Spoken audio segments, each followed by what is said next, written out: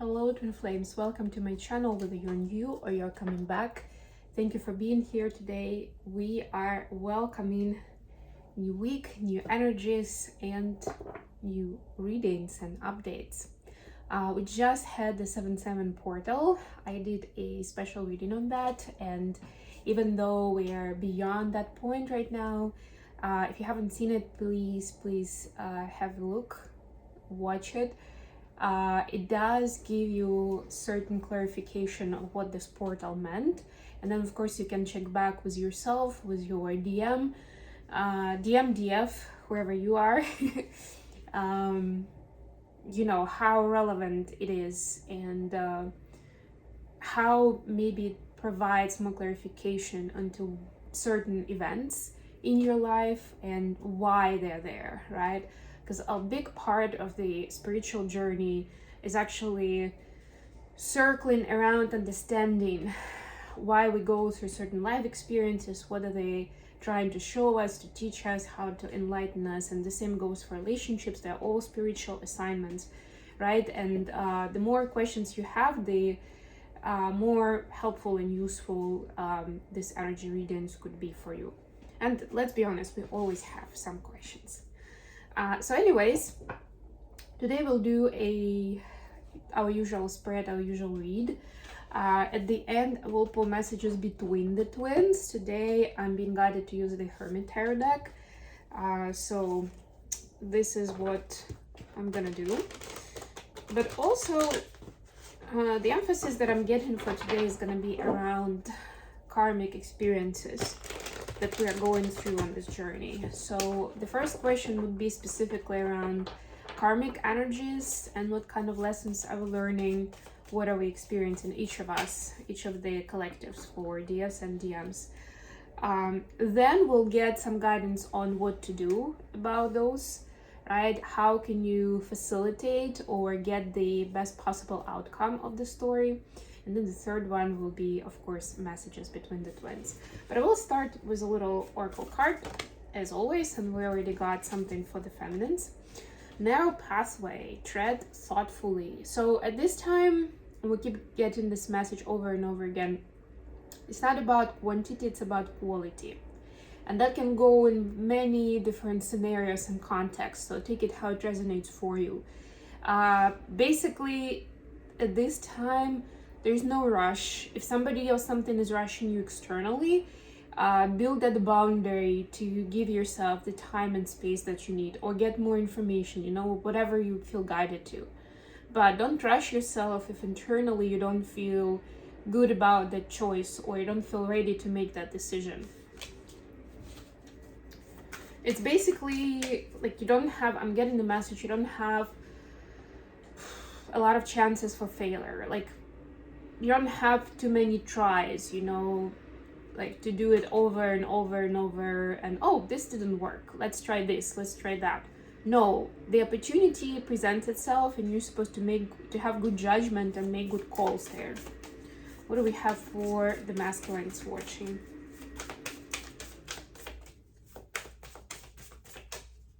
I'm thinking about doing a divine masculine reading tomorrow, but we'll see how the mood strikes me. I just know that I haven't done that for a while, and some people are especially interested in what's going on with their masculine, but we'll see. Maybe I'll get some other vibe from the day.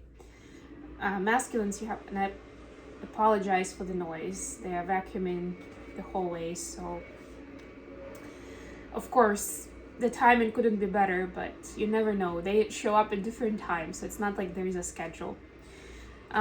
Reaching your destination, your light is shining brightly. Ooh, I like this so much. This is a confirmation for masculines watching that they're well on their way, they're making great progress, they are transforming, like everything is happening exactly the way it's designed and it's supposed to happen. All right.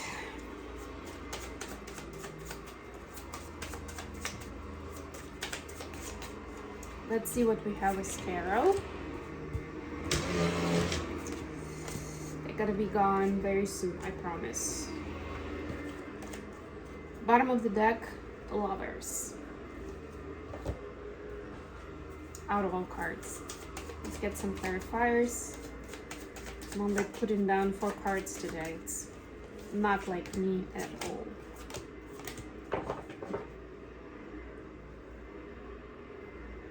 This is 7 of Wands in reverse. Yeah, so basically,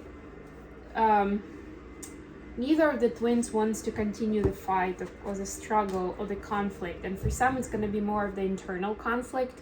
Like, I can't go tell my twin flame the way I feel because I'm going to get rejected, I'm not worthy, they're not going to get it, etc., etc.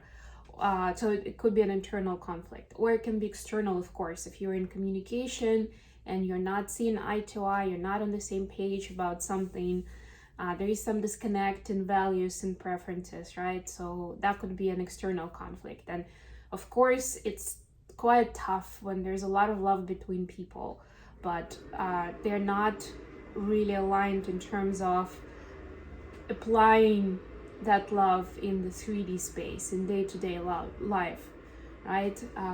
So it's like, it's hard to just walk away, but it's also, it can be very hard to find that common ground, especially if each person is set in their ways and that's their core value, at least at this moment. So there is, wherever it's, you know, whether it's in more internal or external conflict, there is some conflict always about this connection, including your brain telling you that, you know, if this person is not reciprocating, then why stick to this? Why have the hope? Why trying to make it work? Or your friends and family telling you, hey, this someone is not for you. You can do so much better than them. And I mean, come on, what have they done so far? And then there is a list and it's like, yeah, there's not much to work with here. You know, like, whatever that is, wherever that source of conflict is coming in, this is the time where twins don't want to continue like that. So it's essentially the choice of love needs to be made, and it will be different depending on situation. But it's basically the twins saying either we find loving choices together, or the loving choice would be to go separate ways at this time and not to continue the struggle. So what karmic lessons are the feminines learning at this time? We have the Sun and the Hierophant. Oh my God, 2 beautiful cards. Just beautiful. Finding your own structure, your own philosophy of life that supports you. My philosophy professor used to say that it's okay that every single person has their own philosophy of life. That's the one that supports them, that works for them, that makes sense, that keeps them... it's like this inner skeleton, right? Or like a spine, really, at the center, that you can come back to whenever you need to regain balance, to regain happiness, to heal, to find your way, right? So this is you carving out what your way looks like, which we know very well is not necessarily, or in most cases, it's not the organized religion, it's not what we're taught either through the Bible or through the service and through the clergy, right? But this is your own way, your custom way, your unique way. This is figuring it out right now. 2 major arcanas. Wow, this is superb. So essentially, this is a divine guidance for you. We'll get to the advice, but this sounds like pretty much the advice and the focus area for you, what that philosophy is like. And I'm sensing that for a lot of you, since we are light workers, that will be the thing that will help you service others and help them out when the principles that you're learning, the lessons the karmic lessons you're learning become a structure, become a system, become a way of living. And then it makes a lot more sense for other people as well to then follow and understand your guidance. For the masculines, we have the Magician clarified by 7 of Swords. So we just had 7, this is 7. 7-7 portal was just there. So for the masculines, they are trying to understand what it's like the righteous passage when it comes to using their gifts and skills. Because a lot of them, let's be honest, have used their gifts and skills as a light worker to manipulate, to gain certain result, to do a shortcut, right? Because I don't have time to do it this way or that way or try something there, right? Like I can read the energy of this person, or I can be very persuasive in getting my point across, right? I can build that trust and then use it to my advantage. Whatever it is, right? Like that's been done. Sometimes subconsciously, sometimes very much consciously, right? And right now, this is like facing almost like almost full circle, where the masculines are seeing the consequences of those choices and those ways. I don't want to say dishonest ways, but they're not exactly kind and authentic. Let's put it that way, right? Like, how can you combine the power of being skillful and potent, and kindness and empathy for everyone involved, including self? Very interesting. So what's the advice for the feminines at this time? We have the devil clarified by the strength. Yes, they may seem like very different energies, but the strength can also signify ego, right? So this is always this ego death process of recovering, of discovering anything that's toxic, unhealthy, and showing up with courage to deal with it, right? Putting that ego to death. And sometimes ego can look like feeling sorry for yourself, right? Or wanting some acceptance from your friends, right? That, you know, in a nutshell, like on the surface, it may not seem like that because we're used to think that ego is something arrogant, is something bold, right? But ego doesn't always look like that, doesn't always show up like that in your life, right? And sometimes it can show up through fear, through weakness, through again, this is talking about shortcuts, right? And getting the result that you want any way you can, basically, right? So this is having the courage to see that, to notice that, and do different.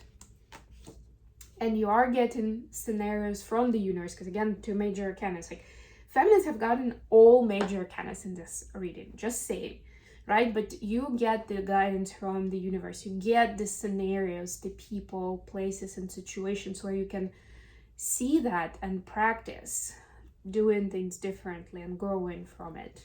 So you don't really need to make anything up, right? It's just paying attention, observing your inner feelings and emotions, journaling, making conclusions, and doing differently next time. What's the advice for the masculines? Ace of Wands clarified by Knight of Swords. Yeah, so there's a lot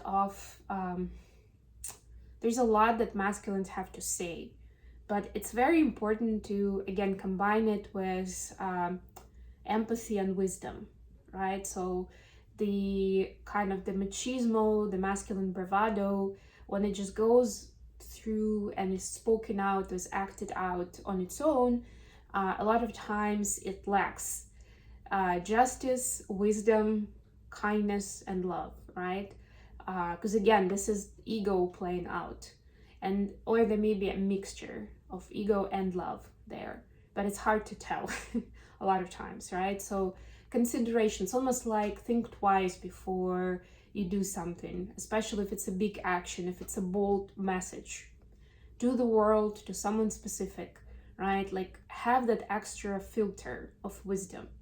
And of course you can turn to a coach, a mentor. You can turn to me as well, and I do introductory session for free, by the way. You can turn to even like general theoretical concept, like what would that person of a story to do in this case, right? If you are following someone's philosophy or belief system or whatever concepts are, right? But it's very important to have that layer. At the very least, somebody who you trust, right? Who you have respect for, who you feel comfortable around, you know, in terms of energy, right? Have that layer at least, right? Like another layer before you just go out and do it. Because then what happens is that you rush with it, with that action, with that communication, and then you have to do damage control. So it's very much, it's delay in progress and it's slowing it down. That's what I'm trying to say. It's slowing down the progress that it could be making in terms of karmic lessons and personal growth, right? So if you just add this extra layer, and sometimes it's as little as take an extra few minutes to think it over, to cool down, to get into a constructive mode. And of course, there are also mechanisms and techniques for that, which we can also work on in the coaching sessions, right? But whatever methods you're using, you should have that handy, first of all, for moments of need, right? And you should apply them. So then you can start adopting a more ascended way of living. And before you know it, it will become your habit. It will stick with you. And your vibration will ascend on the constant basis. You know, it will be your new baseline. That's where growth will happen. Okay, messages. Messages from divine, Messages from divine feminine to divine masculine. Yeah, it takes time to get back to using this deck because it's a big deck. It's got a lot of cards. Okay, we'll use this. If I follow you, I could use everything. You are my everything. And I need more balance. Wow, this is so profound. I could lose everything, but you are my everything. This is like this big realization, because there's definitely, there are changes in viewpoint, maybe changes in the circle of friends and family, maybe change of actual physical location, changes that the feminines will need to make to be together with this masculine, to build a life together, right? It can be something like, I don't know, change in view on being together with a divorced man or someone with children from previous marriage, right? Maybe it was your rule of thumb to not do that because it's just too hard for you to deal with that situation, and now you're like, you're either, you know, like you need to make that change, right, within your universe. And yeah, a lot of times the price is not just like, yeah, I'm gonna change my mind on this. It has an actual price in 3D. You can lose friends, you may need to start your life from scratch, you may need to take on a job in a new place where you're not gonna get as good of a deal as what you have now, etc., whatever it is, right? But the feminines they are kind of on the fence. There is still a little bit of back and forth of like, am I ready to do that? Is it worth it? Is it real? Right? But ultimately the feminines are making that choice, right? It's taken a little while to kind of live up to it and to calm the brain, to be okay with it, to accept it, and, you know, to just basically go and act on it. But energetically, on the heart level, the choice is there. What is the message from masculines to feminines? I got the no already. What do I say no to? Think before you act. Oh, wow. Yeah, so, wow. Okay, it's a little painful, but I gotta work with what I get. So basically, masculines are saying sorry with this message. They're saying they didn't think before they acted, whatever happened between you two, and they didn't mean what they said, right? They spoke harshly, they're looking back at it, they're understanding that that was one of those cases we're just talking about, where they rushed to say something, to act a certain way, and then they understand that it's another case when they have to deal with the fallout, because the consequences happen. And if certain people have accepted it previously and they got away with it, maybe even the feminine accepted it previously and they got away with it. This was the time when that didn't happen anymore, and they had to face that heartache, that first of all they hurt the person they love, and secondly that they are hurt because they hurt the person they love, and because there is a falling out, right? They somehow the peace, the balance, whatever it was, got broken just because of that harsh masculine bravado of like wanting to be stubborn, wanting to put the foot down, wanting to make a strong point somehow, right? Wanting to impress or to look brave, right? And doing exactly the wrong thing. Okay, I'm gonna leave it here. Thank you so much for joining me today, guys. I love you all, and I'll be back with more readings very, very soon.